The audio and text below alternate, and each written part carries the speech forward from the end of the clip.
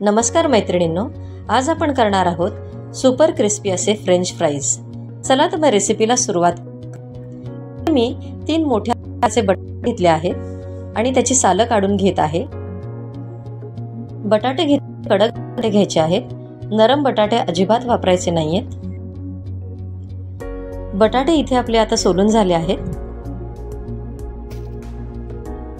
बटाट्यांचे आता आपल्याला इथे जाडसर काप करून घ्यायचे आहेत। इथे तुम्ही पाहू शकता, मी अतिशय जाडसरपणे हे बटाट्यांचे स्लाइस करत आहे।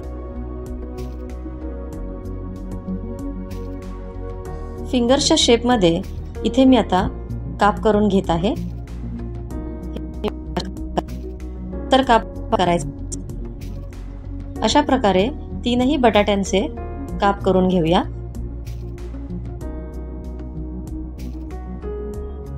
इथे तुम्ही पाहू शकता, फिंगर चिप्स आपले व्यवस्थितपणे कट करून झाले आहेत।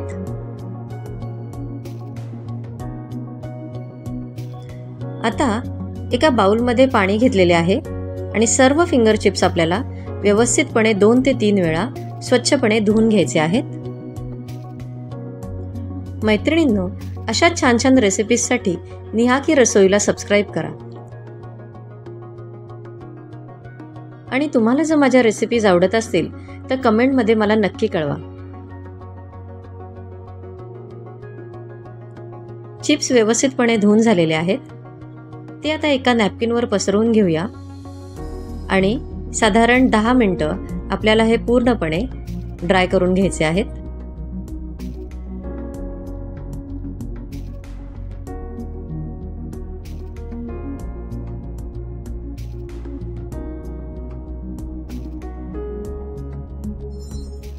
फिंगर चिप्स व्यवस्थितपणे ड्राय झालेले आहेत।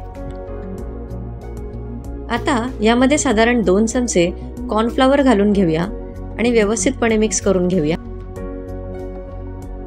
मैत्रिणींनो, तुम्हाला जर माझी रेसिपी आवडली असेल तर व्हिडिओला लाईक, शेअर आणि कमेंट नक्की करा।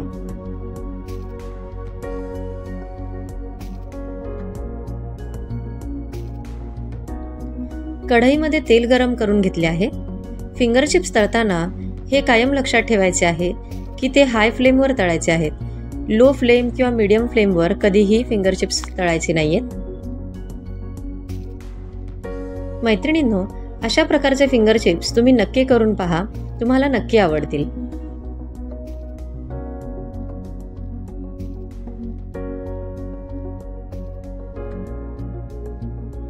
फिंगर चिप्स आपले इथे आता तळून झालेले आहेत।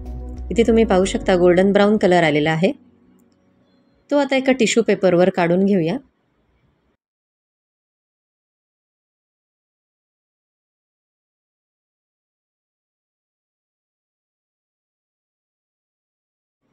इथे मी मिक्स हर्ब्स स्प्रिंकल केलेले आहेत। तुमच्याकडे जर हर्ब्स नसतील तर तुम्ही चाट मसाला किंवा पेरी पेरी मसालाही वापरू शकता।